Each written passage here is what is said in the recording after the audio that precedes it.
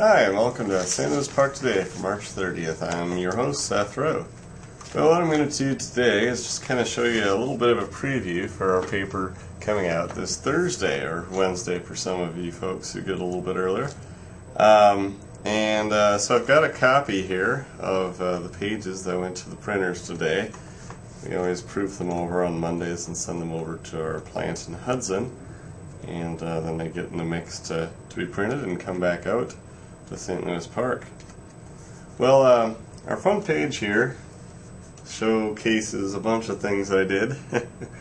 I took some pictures of the Jazz in the Park concert, Wednesday, March 25th, and we've got, you can see there, we've got a couple of lads playing violin, and then we've got some singers singing along with a guitar accompaniment. And that was a fundraiser for the St. Louis Park Public Schools Foundation, which has a grant program it gives out to teachers to implement various special programs and things to help the students learn throughout the year.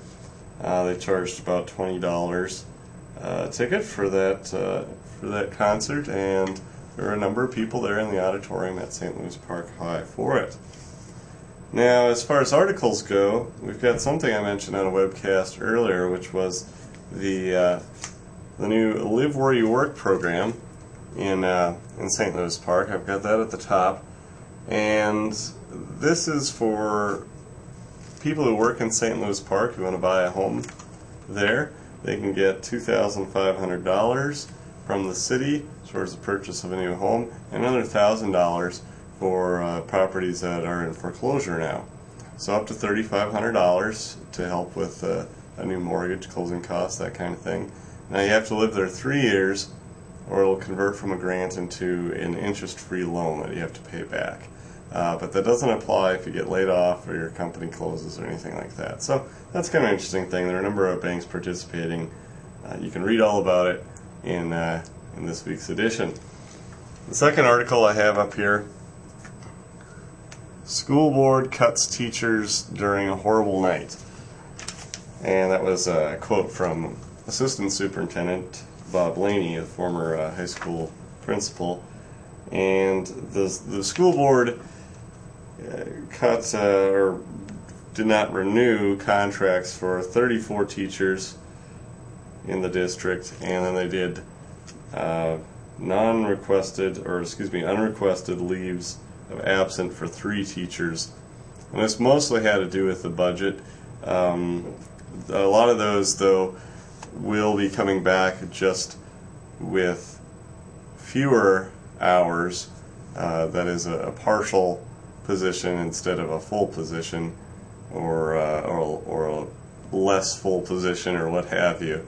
Now, the budget was, the school board wanted to save $640,000 in order to keep its fund balance at $400,000 if the state decides to cut funding in the formula for the district by 2%. So about $400,000 of that came out of the classroom for teachers. There's another about $100,000 for special ed, $25,000 from athletics, and $75,000 that was charged to the community ed fund for facility usage, so that frees up money in the general fund. So that was about a little more than between 7 and 8 full-time positions just for the classroom piece of it. Then there were about 6 or 7 more teaching positions that were full-time positions that were lost as a result of grant losses from various organizations, such as AT&T, that they won't be getting next year.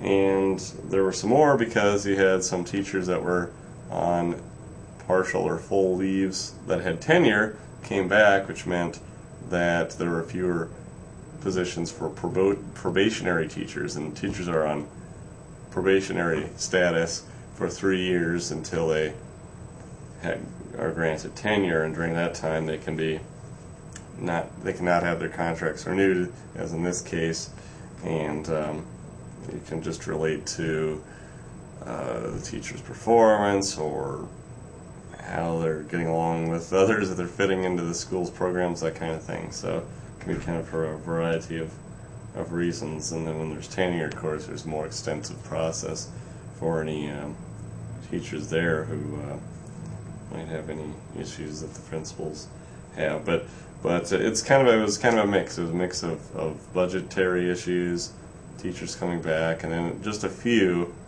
Bob Laney said, that related to teachers just not fitting in well with what the staff, the administration was looking for.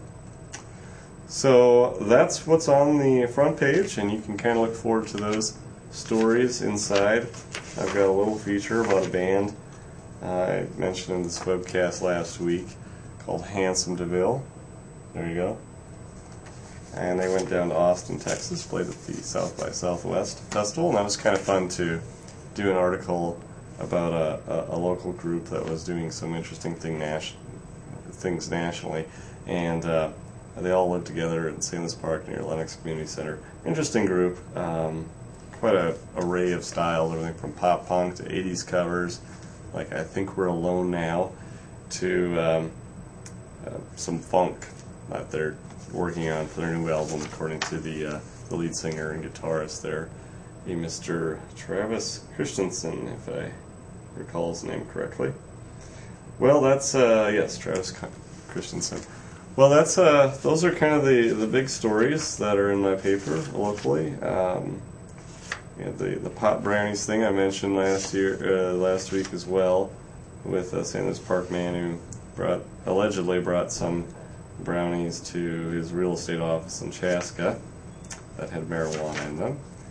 And we've got some good columns in here and lots of other things to look forward to. So that's what you can look forward to next week. As a little update, because it's the 5th week of the month, there is no city council or school board meeting tonight. So I'll be probably working on some features for next week or whatever breaking news comes along. Well, that's about all the news for today. I will be back in just a second with the weather.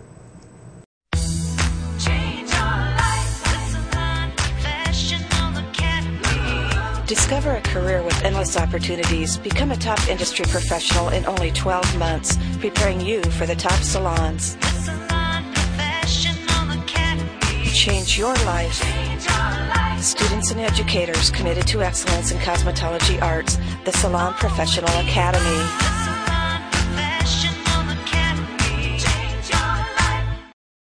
Hi, and welcome back to St. Louis Park today. Well, I've got the weather forecast here for you from Weather Underground. It's a forecast high of 45 degrees today, which it's hit at the moment while I'm recording this, and a low of 29 degrees, so not too bad, a little better than I had expected. Mostly cloudy today. In fact, it was all cloudy last time I looked. Tomorrow they're forecasting a 100% chance of precipitation, so pretty dramatically high. And they've got snow on there right now. 38 degrees for the high, though, so we could definitely see a mix, is my humble prediction, if that's accurate. And then a low of 22, so relatively chilly tomorrow night. So we'll see what happens. But you know, in those wintry mixes, you can get pretty much anything, because there's quite a range between the all snow and all rain. So keep an eye out for that and be careful, and hopefully we won't get very much here. They're talking about most of it going north of us, so hopefully that's what we get. Well, that's all for St. Louis Park today. Once again, I'm your host, Seth Rowe, the SLP Sun-Sailor Community Editor. Thanks again for watching, and we'll see you later. Bye.